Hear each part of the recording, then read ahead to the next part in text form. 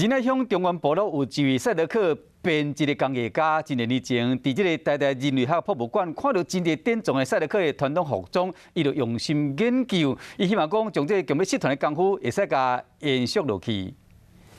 这件是台大重制的嘛，我们自己又自己做一件。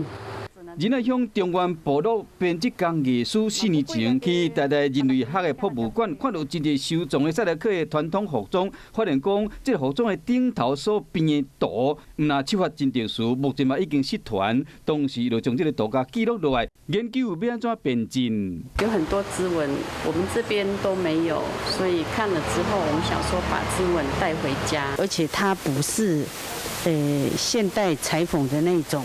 技术，它是用织的哦。部落编辑的工艺师一直研究到实际编辑操作。工艺师林希美目前已经完成2件作品，成功将消失的图甲找回来嘛。因为机会难得，部落其他工艺师甲少年人特别来甲学。穿在身上是一种感动啊！他愿意去做这件事的时候，其实对自己的身份跟认同。 早期赛德克族对编辑工艺传授，并不是你想要学，伊就愿意甲你教。